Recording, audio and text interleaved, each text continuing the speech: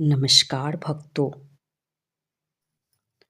भक्तों, चलिए आज हम कार्तिक स्नान का एक कथा सुनते हैं। यदि आप कार्तिक स्नान कर रहे हैं तो जरूर सुने ये कथा। माँ लक्ष्मी पूरी करेगी हर मनोकामना। कार्तिक महीने की शुरुआत हो गई है और कार्तिक माह का स्नान बेहद ही शुभ माना जाता है। इस दौरान भगवान विष्णु का पूजन करने से उनके साथ ही माता लक्ष्मी का भी आशीर्वाद मिलता है। कार्तिक महीना शुरू हो गया है और हिंदू धर्म में इस महीने का विशेष महत्व है। कहते हैं कि यह भगवान विष्णु का प्रिय महीना है और इस महीने पवित्र नदियों में स्नान करने से पुण्य मिलता है।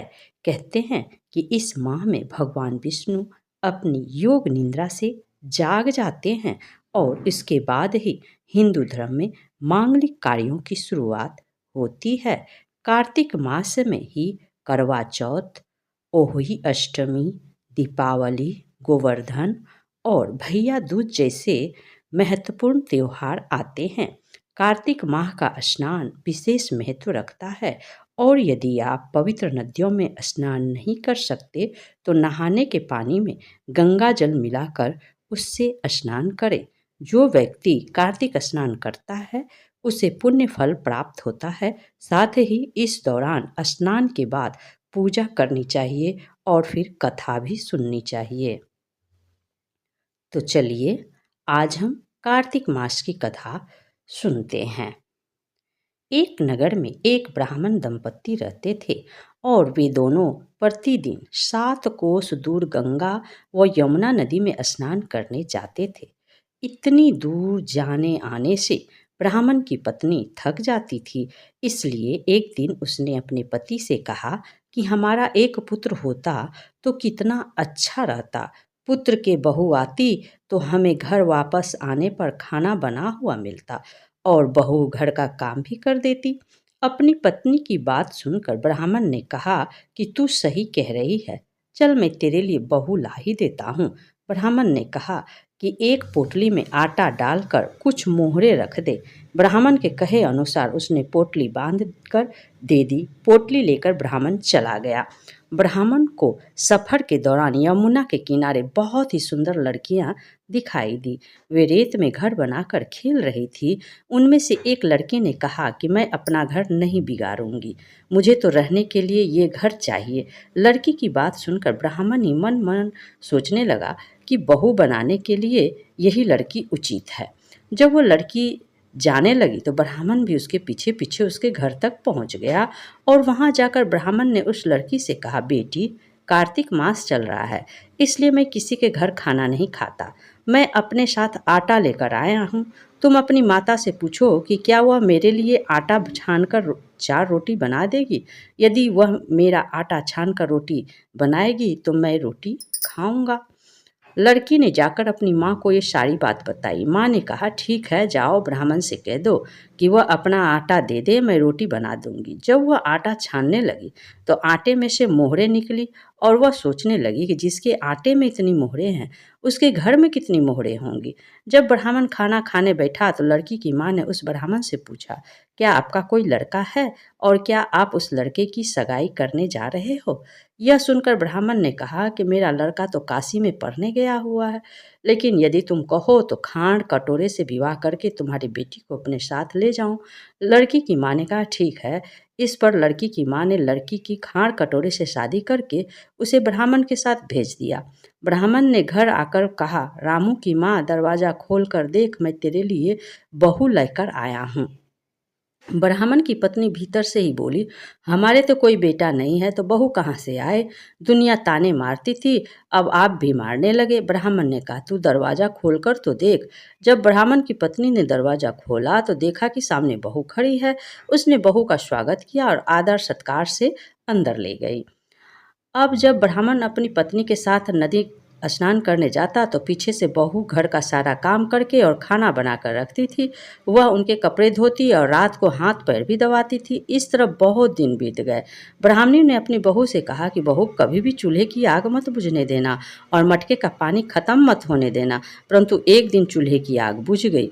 यह देखकर बहू घबरा गई और भागी भागी अपनी पड़ोसन के पास गई और कहा कि मेरे चूल्हे की आग बुझ गई, मुझे थोड़ी आग चाहिए। मेरे सास ससुर सुबह स्नान करने गए हैं, वह थके हुए घर आएंगे, इसलिए मुझे उनके लिए खाना बनाना है।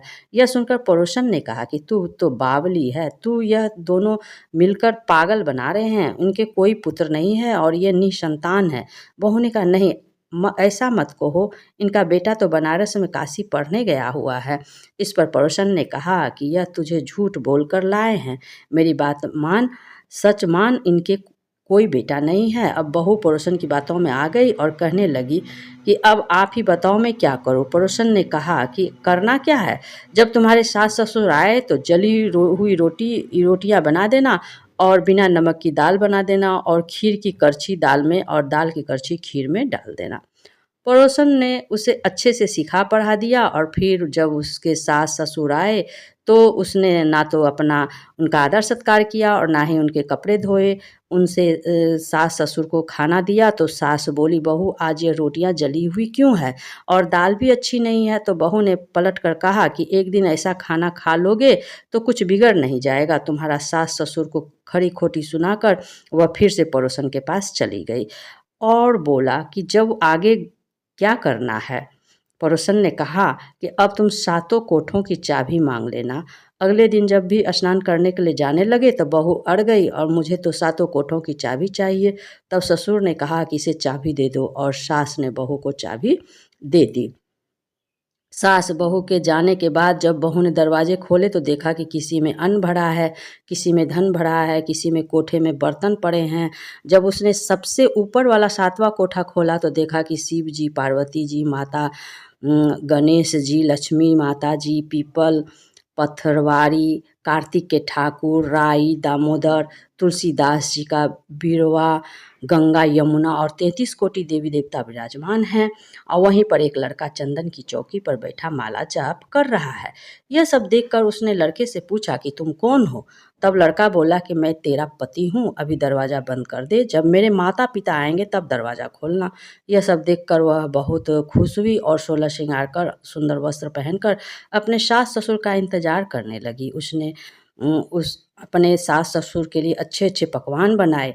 जब उसके सास ससुर घर आए तो उसने उनका आदर सत्कार किया और प्रेम पूर्वक खाना खिलाया और हाथ पैर दबाने लगी। और पैर दबाते दबाते बहू ने कहा कि माँ, आप इतनी दूर गंगा यमुना स्नान करने के लिए जाती हो तो आप थक जाती हो, इसलिए आप घर पर ही स्नान क्यों नहीं करती हो। यह सुनकर सास कहने लगी कि बेटी, गंगा जमुना घर पर तो नहीं बहती है। तब उसने कहा, हाँ माँ, बहती है, चलो मैं आपको दिखाती हूँ।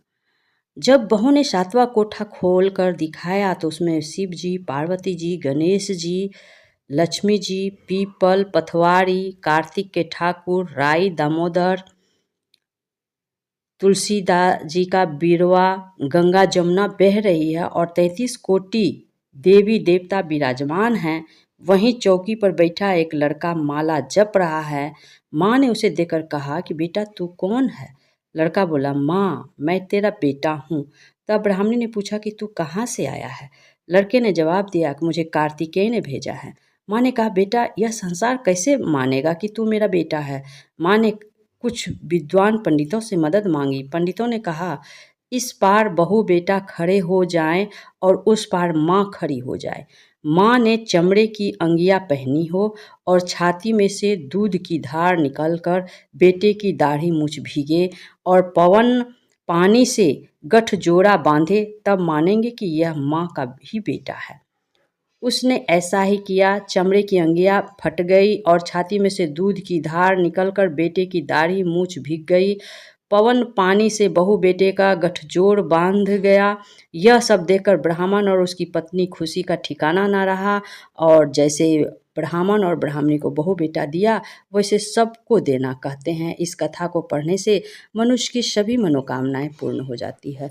तो दोस्तों, ये कथा बहुत ही पावन कथा है। इस कथा को सुनने के बाद ही आपको पुण्य की प्राप्ति हो जाएगी। जब भी आप स्नान करें तो इस कथा को एक बार ज़रूर सुनें और लोगों को सुनाएं, ताकि सबके साथ ऐसा ही हो। तो चलिए दोस्तों, अब गंगा मैया की आरती सुनते हैं। हर हर गंगे, जय माँ गंगे। गंगा माता की हर रोज आरती करने से जीवन में कभी किसी चीज की कमी नहीं होती है। साथ ही गंगा जल से स्नान करने पर सभी पाप नष्ट हो जाते हैं और माता का आशीर्वाद बना रहता है। भगवान विष्णु के पैरों से निकली और शिव जी की जटाओं में निवास करते हुए पृथ्वी पर मनुष्यों का उद्धार करती है। आइए सुनते हैं गंगा जी की आरती। ओम जय गंगे माता। ओम जय गंगे माता, श्री जय गंगे माता।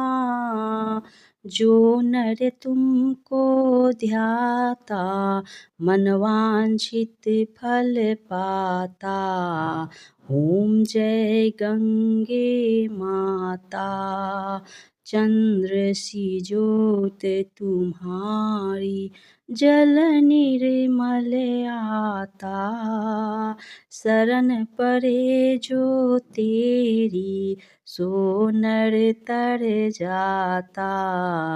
ओम जय गंगे माता, पुत्र सगर के तारे, सब जग को त्राता। कृपा दृष्टि तुम्हारी, त्रिभुवन सुखदाता। ओम जय गंगे माता। एक ही बार जो तेरी शरणागति आता, यम की त्रास मिटा कर परम गति पाता। ओम जय गंगे माता, आरती मात तुम्हारी, जो जन नित्य गाता। दास वहीं सहज में मुक्ति हो पाता। ओम जय गंगे माता। ओम जय गंगे माता, श्री जय गंगे माता। जो नर तुमको ध्याता, मनवांछित फल पाता। ओम जय गंगे माता। ओम जय गंगे माता, श्री जय गंगे माता। जय हो गंगे माता की जय। हर हर गंगे, जय माँ गंगे। हर हर गंगे, जय माँ गंगे। हर हर गंगे, जय माँ गंगे। हर हर गंगे, जय माँ गंगे। दोस्तों, ये कथा सुनने के बाद गंगे माता का आरती अवश्य करें। आरती करने मात्र से सभी मनोकामनाएं पूर्ण होती है। अब बस इतना ही दोस्तों। अगला वीडियो फिर मैं लेकर आती हूँ। तब तक के लिए हमारा वीडियो देखने के लिए आपको बहुत बहुत धन्यवाद।